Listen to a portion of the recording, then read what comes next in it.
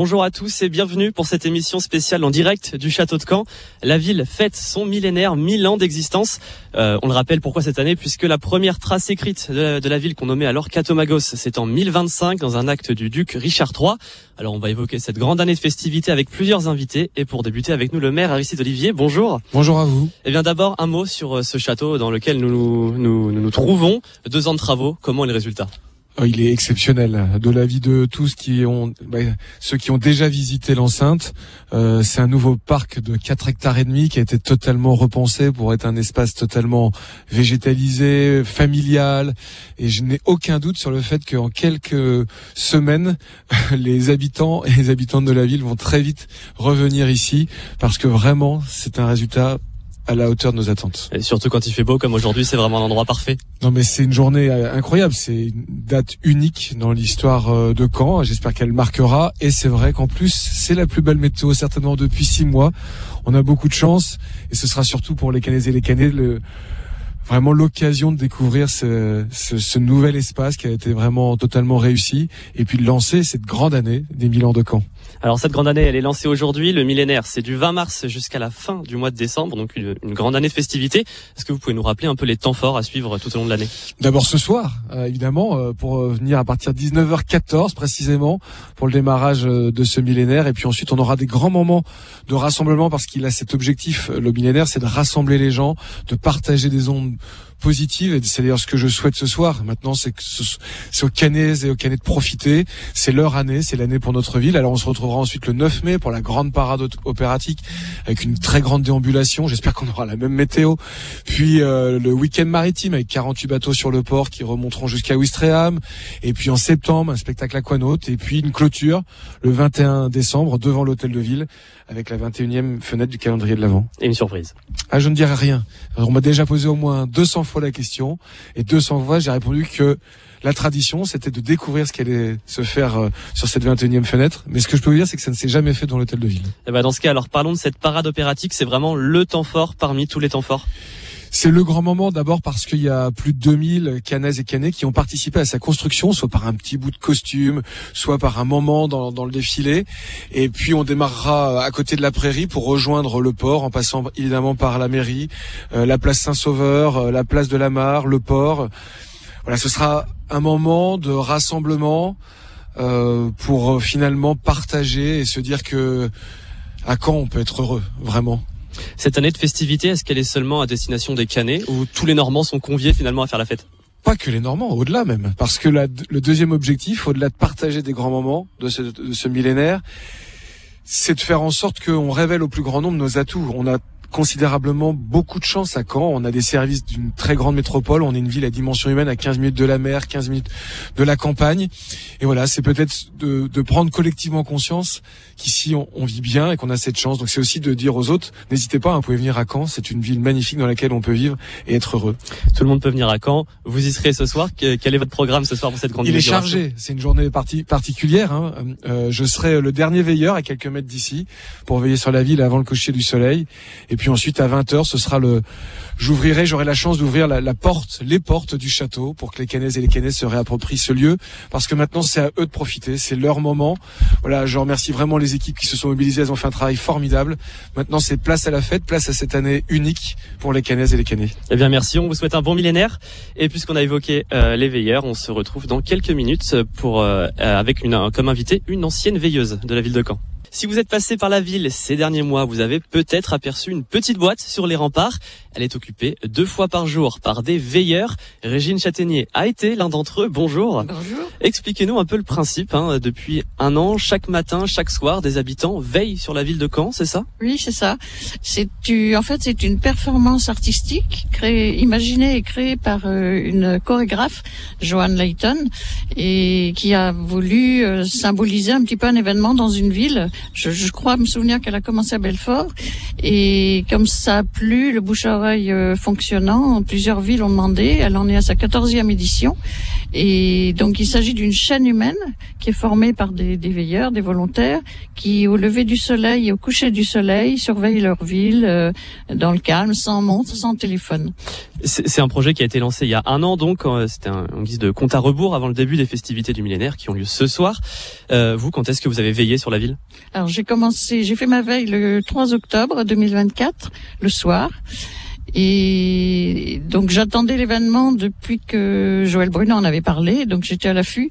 Donc la première ouverture des créneaux, je me suis inscrite et donc je suis tombée sur le 9 mai. Donc j'ai pas vraiment choisi, alors que d'autres veilleurs ont choisi leur anniversaire ou ont choisi de le faire en couple la même journée, ce qui était pas très pratique parce que ça a été compliqué pour avoir des créneaux. Donc vous étiez le soir, vous avez vu un beau coucher de soleil? J'ai vu le coucher de soleil, j'ai vu ma première hirondelle passer devant moi, il faisait beau et des gens pique-niquaient en bas, donc c'était magnifique et c'était pas encore très répandu. Donc quand ils se sont levés du pique-nique, ils ont relevé la tête, ils ont été étonnés, ils m'ont fait des petits coucous. Et qu'est-ce que vous en avez pensé de cette heure passée dans une boîte toute seule? C'est apaisant.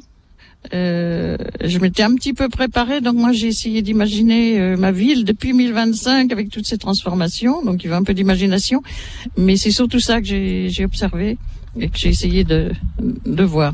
Et ça vous a tellement plu qu'ensuite vous êtes devenue accompagnatrice de veilleurs. En quoi ça consiste? C'est ça. Donc je comptais le faire aussi. Alors j'ai pu commencer qu'au mois d'octobre. J'ai dû en faire une 50aine. Donc on arrive, on prend les clés de l'annexe qui se situait dans l'église Saint-Georges. On va chercher le veilleur, on a un petit moment de détente avec lui, on discute, après on l'emmène dans l'abri, enfin dans l'objet abri. Au bout d'une heure, on va le chercher et ensuite il a inscrit ses impressions et puis on rend les clés, voilà. Et ce matin, vous avez eu la chance d'accompagner une veilleuse bien connue. C'était Voilà, Flavie Renoir. Le jour était réservé au millénaire et il y a quelques jours, ils m'ont demandé si je voulais faire la dernière veille du matin. Et ils m'ont annoncé que c'était Flavie Renoir, donc c'est vraiment un cadeau. J'étais ravie. Vous avez pu discuter un petit peu avec elle? Oui. Je lui ai demandé aussi si elle a souhaité l'événement, comment elle l'appréhendait. Et puis bon, j'ai parlé un peu d'elle aussi quand même. Vous avez pu discuter après sa veille? Après, j'ai discuté un petit peu moins parce que je l'ai laissé dans leur pensée pour qu'ils puissent écrire leurs impressions. Mais à chaque fois qu'on va les chercher, enfin qu'on allait les chercher, ils ont quasiment tous dit, mais c'est déjà fini. Et c'est ce que j'avais dit aussi. C'est vrai que c'est une heure qui passe très très vite. Et la notion du temps était ce qui ressort le plus chez tous les veilleurs. Et donc ce soir, le dernier veilleur, c'est Aristide Olivier, le maire, on vient de l'entendre. Mais tous les anciens veilleurs sont attendus au sein du château pour une surprise. Vous ne savez finalement pas forcément pourquoi. Voilà, non, on a rendez-vous un petit peu avant et puis on va se retrouver au château. Est-ce que c'est seulement pour accompagner ou est-ce qu'ils ont prévu autre chose? On ne sait pas. Eh bien, merci beaucoup. Rendez-vous ce soir pour découvrir cette surprise avec un programme très fourni dans et autour du château, de la musique, de la pyrotechnie, un spectacle de feu et une fresque animée géante projetée sur les remparts. B959, son dessinateur, est avec nous dans une poignée de minutes. Son travail va être visionné par des milliers de Cannais. Benjamin Barraud, alias B959, est avec nous. Bonjour. Bonjour. Vous inaugurez ce soir les festivités du millénaire de Caen avec une fresque animée géante projetée sur les remparts du château. C'est un petit film qui va durer à peu près 6 minutes. Ça va, pas trop la pression? Non, l'excitation et un peu d'euphorie. Hâte de pouvoir le partager enfin ce travail avec tous les Cannais et tous les visiteurs. Alors concrètement, c'est quoi cette fresque? Concrètement, l'ambition, c'était de faire un récit un peu comme une mythologie, partir d'anecdotes et d'histoires du territoire et d'en créer un récit à part entière, une nouvelle manière de raconter le territoire, quoi. Les Cannais vont en prendre plein les yeux, il y aura de la couleur, il y aura beaucoup de choses sur ces remparts. Là, on a fini tous les tests de projection et clairement, ça va être très lumineux, très coloré. C'est vraiment impressionnant vu la dimension de ces murailles. Plein les yeux et aussi plein les oreilles. Il y a eu un travail en collaboration au niveau de la musique. Oui, on a eu le plaisir d'être accompagné par l'école de musique en plaine et les élèves une dizaine d'élèves de cette école qui vont à peu près de 12 à 20 ans et qui ont fait un travail prodigieux et qui va clairement bien accompagner le visuel, ouais. Ouais, il y a vraiment un accompagnement précis de la musique. On peut pas dissocier l'un sans l'autre. Ouais, c'est même du coup c'est un jeu entre musique et bruit, bruitage. Évidemment, on peut pas être comme sur un film traditionnel à bruiter chaque son puisqu'on est sur des centaines de mètres de projection, mais ils ont réussi à faire un peu ce grand écart. Alors vous avez fait les dessins, mais vous travaillez en collaboration avec AV Extended qui s'occupe du mapping de la projection sur la pierre de Caen de ce château. Dans le milieu, c'est vraiment ce qui se fait de mieux pour le mapping. Ah bah là, il n'y a pas de raison d'être inquiet. On ne peut plus serein. L'équipe est complètement habituée à ce genre de travaux. Le dernier en date, le plus grand en tout cas, c'était la projection sur Notre-Dame pour la réouverture. Autant dire ça va, on est tranquille. On n'a pas affaire à n'importe qui. Alors c'est important à préciser, vous n'êtes pas canet, vous êtes originaire de Lille et vous n'étiez jamais venu à Caen avant qu'on vous confie ce projet. Est-ce que vous vous rappelez de votre première venue dans la ville ? Alors pour être précis, je suis originaire de région parisienne mais je vis à Lille. Et oui, ma première venue, elle a commencé avant de découvrir la ville, c'était d'abord la tapisserie de Bayeux, ce qui met un peu un certain challenge, et après le château. Enfin, mon premier souvenir, c'est le château, évidemment. C'est impressionnant. Pour observer votre fresque, ce sera depuis la rue de Jolle aux abords de la porte Saint-Pierre. Est-ce que vous avez un conseil à donner, ou est-ce que il faut se positionner pour très honnêtement, il n'y a pas tellement de meilleur endroit parce que la fresque, elle est vraiment faite pour être vue et revue de différents points de vue. Elle a vraiment été pensée pour ça, pour être décortiquée. Et donc les deux endroits proposent une version très différente. Vue et revue parce qu'elle sera projetée à plusieurs reprises durant plusieurs jours. 9 soirs et de 19h30 à 23h, il me semble. Quelque chose comme 8 représentations par soir, quoi. Donc pour ceux qui sont pas là ce soir, il y aura des séances de rattrapage. Vos proches font le déplacement ce soir, c'est vraiment important qu'ils soient là. Oui.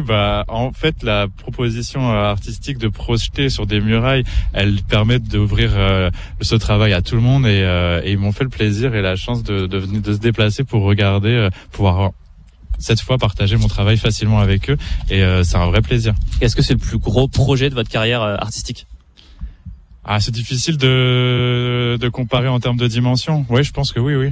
En tout cas, on a hâte. Merci beaucoup, 1959. Je rappelle que cette fresque, elle est donc dévoilée ce soir à 19h50 précisément pour la première fois. Ensuite, on pourra la revoir toutes les 30 minutes jusqu'à 23h. Et donc, pour ceux qui ne peuvent pas être présents, pas de panique. Déjà, on vous fera vivre l'événement sur tendanceouest.com. Et puis, vous pourrez observer à nouveau la fresque chaque soir de 19h50 à 23h jusqu'au samedi 29 mars. Nous nous retrouvons dans quelques minutes à peine pour faire un saut dans le temps. Un rendez-vous en l'an 1025. Et nous sommes de retour en direct donc du château de Caen. Quel meilleur endroit que celui-ci pour se replonger dans l'histoire de la ville qui fête aujourd'hui son millénaire, 1000 ans d'existence.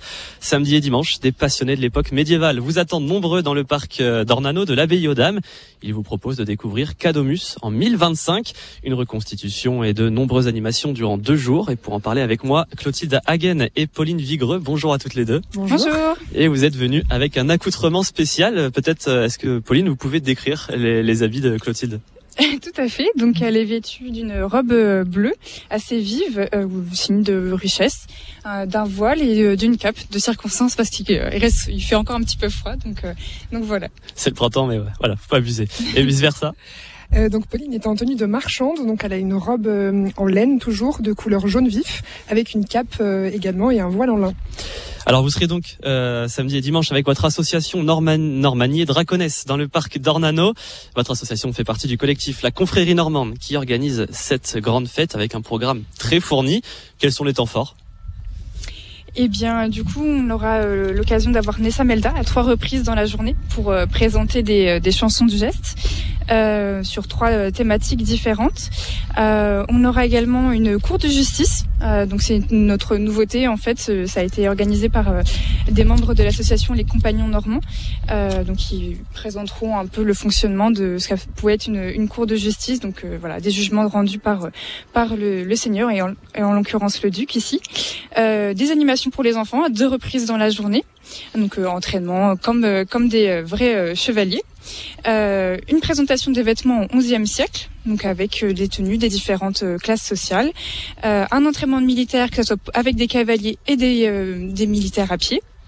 Et puis il y aura également un tournoi de cavaliers qui durera à peu près 30 minutes et on aura aussi un tournoi avec des archers et des fantassins si le temps permet quand même les archers parce qu'on a vu qu'il allait avoir un petit peu de vent. On croise les doigts. Beaucoup d'animations, donc il y aura aussi des démonstrations. Oui, c'est ça. Tout au long du week-end, en fait, on aura notamment des démonstrations de travaux agricoles, donc sur le fonctionnement des outils pour travailler la terre au Moyen-Âge. Et tout au long du week-end, on aura aussi de l'artisanat, donc tout ce qui est travail du cuir, de l'osier, du bois, de l'os, également de la cuisine médiévale au feu de bois. Et Enfin, on aura un marché médiéval pour évoquer donc le premier marché de Caen qui s'installe place Saint-Sauveur. Donc on a l'attestation en 1025 dans la charte de l'abbaye de Fécamp. On a essayé de représenter au plus proche possible la vie quotidienne des Cannaises et des Cannais en l'an 1025 sous le duc Richard II. Donc on fait un vrai plongeon dans l'histoire finalement ce week-end avec Exactement. Un voyage dans le temps. Donc tout est en place pour passer un bon moment. Il y aura même de la restauration sur place. On mangera presque comme des Cannais de l'époque médiévale. Presque, voilà.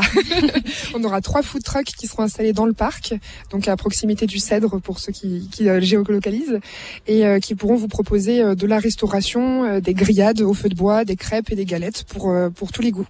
Alors peut-être le préciser quand même, un marché médiéval, mais on peut pas se procurer d'articles.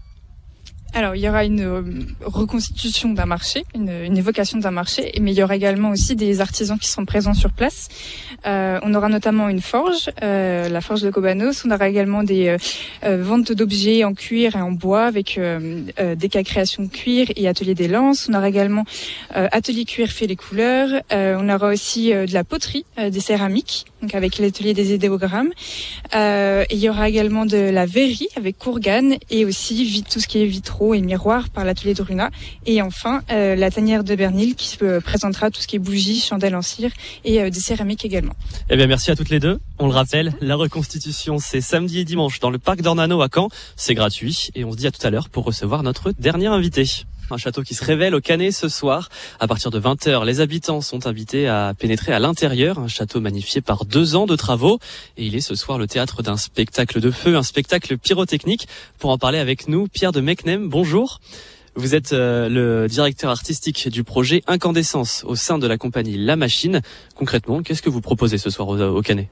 Bonjour, je leur propose de découvrir ce merveilleux endroit, ce parc au centre-ville, et de rentrer par la porte Saint-Pierre et de traverser, de déambuler dans les lieux au milieu de 1000 feux, de braséros, de bougies, de séquences pyrotechniques avec du son et surtout une très belle équipe pour les accueillir et leur permettre de profiter de ce moment-là tout en pensant aux Cannais qui attendent devant les remparts. Et il faut se partager l'espace pour ces 3 soirées qui commencent à 20h et qui se terminent à ouverture des portes à 20h. Après, le premier geste pyrotechnique aura lieu entre l'église Saint-Pierre et les remparts. Et donc, jusqu'à 23h, fermeture des portes à 23h, jeudi, vendredi et samedi. Et voilà, il faut se partager ce moment. Et ce qui est important, c'est justement de prendre les lieux, que vous, les Cannais, vous traversiez ce lieu-là. En fait, c'est la partie la plus spectaculaire finalement. C'est cette déambulation que vous allez faire dans ces lieux qui sont somptueux, magnifiques. Depuis cette restauration, il y a de très belles allées, il y a de très beaux arbres, les bâtiments sont magnifiques. Enfin, tout est très beau et le feu va magnifier tout ça. C'est une déambulation très cadrée. On ne pourra pas se promener là où on veut. Il y a un parcours précis à suivre. Il y a un parcours que nous avons divisé en 6 zones. Il y a l'entrée qui est à la caserne Lefebvre. Après, il y a la chapelle Saint-Georges, puis le musée de Normandie, la salle de l'échiquier, le donjon, qui a malheureusement disparu il y a quelques années, et la sortie vers l'esplanade de la Paix, donc vers l'université, porte de l'université. Et donc ça fait 600 mètres de promenade. Attention, seulement environ 4000 personnes peuvent entrer dans le château en même temps. Donc il y aura sans doute la queue dehors, mais voilà, l'idée c'est d'avoir un flux continu pour que tout le monde puisse entrer. Vous avez avec vous une armée de bénévoles pour vous aider justement à gérer ce flux. Surtout nos spectacles, on aime inviter pour pouvoir partager l'expérience et partager l'appropriation de cette expérience avec le feu. Donc on a une centaine de Cannais qui nous ont rejoints.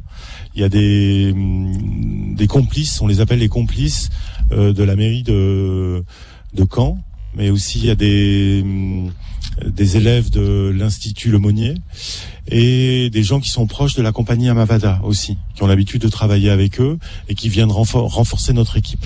Donc c'est un spectacle qui existe depuis plus de 15 ans, mais vous l'avez adapté spécialement au château de Caen. C'est la particularité d'Incandescence, c'est faire du feu pour créer un prétexte pour rassembler et créer du lien. Merci beaucoup, Pierre de Mecnem. Nous donnons donc rendez-vous au Cannet ce soir pour le coup d'envoi des festivités du millénaire de la ville de Caen. Dès 18h30, des fanfares vous attendent en ville pour vous amener aux abords du château. Au programme, ensuite, fresques géantes, pyrotechnie, musique. Tout sera retrouvé, bien sûr, sur tendanceouest.com.